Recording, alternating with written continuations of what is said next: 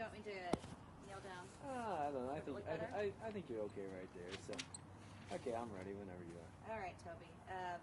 What years did you work with Don at Fox 4? 99 to 2006, and we did the morning show together from 2000 to 2006.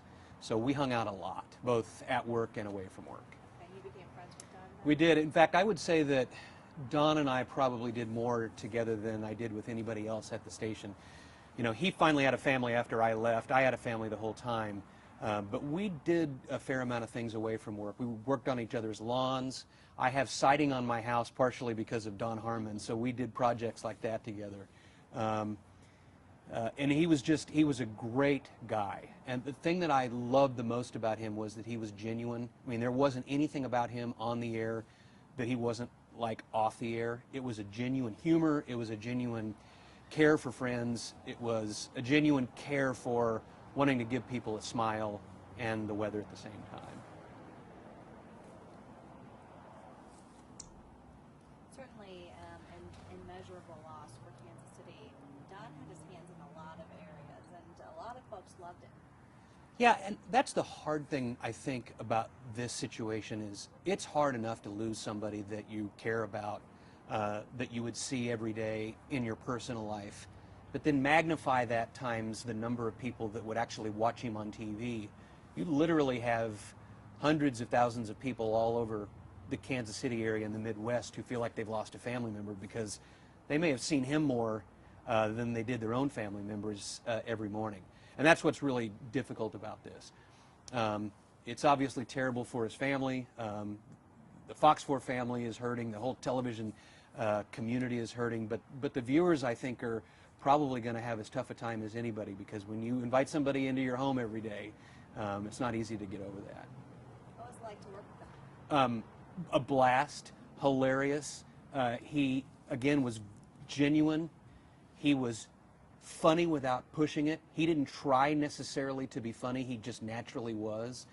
And he got brevity, self-deprecation, taking the job pretty seriously, but not taking yourself too seriously. He was just a really fun guy to work with, and he was a blast to be around, you know, outside of work. Your initial shock, you talked about it. It was devastating. Yeah. Sure, just hearing the news. Yeah, I can honestly say this, and this may be a testament to his personality and the way that he was. I was, to be honest, angry and frustrated and shocked and blown away that he had died. But today I pretty much have had a little bit of a smile on my face all day because I keep thinking about these memories of the things that we did on the air and off the air. And I don't know whether that's an appropriate way to feel, but the initial shock was awful, and today has been a lot about thinking about the things that he did. I will say this, I was with some Fox 4 friends last night with Don's family, and about 5 minutes into our conversation, we were all laughing out loud. And there were people around that I'm sure thought that was a little strange, but you couldn't tell Don Harmon stories without laughing because he brought so much laughter to people. Do you have a favorite moment or a favorite story you worked on? A couple of them. He had this awful car that he drove around for years, and they finally ended up destroying it on TV one day. But that car was not only his gag on TV, he literally drove that car. I mean, people come up to us when we were out goofing around, and they would say, Don, I could have swore that you just used that car as a prop on the air. You actually drive this thing. And it was this big boat of a car. You could have fit 15 people in the back seat. And we drove around and we did a lot of goofy things with that. And my favorite memory was actually 2 weeks before I left Fox 4 to go to work for the Royals. We had this running gag where we talked about the town of Hiawatha, Kansas. And we had this thing that I had heard years ago where when you say Hiawatha, you should say it almost like a greeting. Hiawatha? So he would give the temperatures of the cities around, and he would always stop at Hiawatha, and he said, it's 48 degrees in, and wherever I was in the studio, I would yell out, Hiawatha? And then 2 weeks before I left, we went up to Hiawatha, and we did a kind of a feature piece on the town, and I laughed so hard all the way there, the entire time we were there, all the way back. And I remember thinking to myself, if I could have done more things like that, I would have never left TV. And so my last great memory of being a morning show guy in Kansas City was with Don Harmon, and because of Don Harmon. The legacy is Kansas City people, when they watch television, listen to the radio, when they see entertainers, they want somebody who's genuine. And they can sense it. I've always believed that viewers can sense when someone's genuine. And if down through the years somebody says, we'd like for you to be like Don Harmon, they probably don't mean we want you to be funny like him or we want you to do antics like he did, because you can't replicate that. But to say to be yourself is a huge key toward, I think, getting people's trust. And I mean, the legacy could be the more genuine you are, the more genuine your relationships are going to be. And that's kind of a lofty sort of legacy that he might leave. And people are just going to have terrific memories of the way that he made them smile each and every morning. Excellent. And your relationship with him, not only was it a friendship, but he was seen out at the K all the time. Yeah. Right? He was kind of Yeah. a spokesperson, or what was that partnership? Well, there were a couple of things. We do school day at the K every year where they would come out. But he also would come out to ball games and we would chat. You know, we didn't see a lot of each other after I left, 2 or 3 times a year, but it was always at the ballpark. And yeah, he was a big fan. I regret that he didn't live long enough to see the Royals good again, because I think that he would have really enjoyed it, and I think we're going to be good sooner rather than later. But he really did like being out at the K.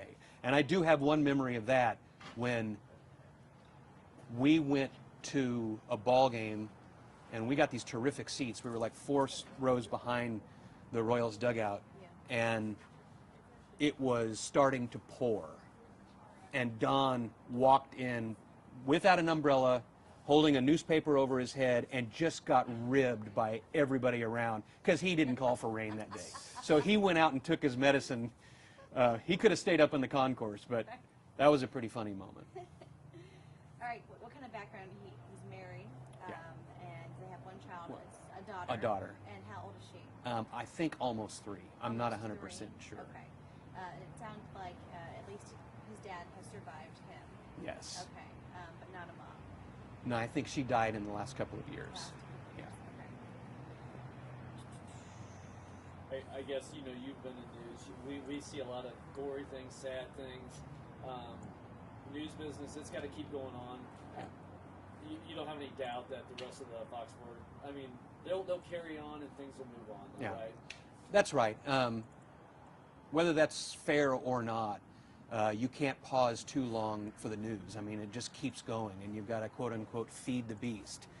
Provide news basically 24 hours a day, whether you're on the air or not. And he's going to be horribly missed there. It'll leave a gaping hole. And I just happened to be at the station last night for a little while, and I saw, and people aren't going to understand this either, but I saw them turn from the shock and devastation of the news to almost the mindset of, okay, how are we going to handle this as a news story?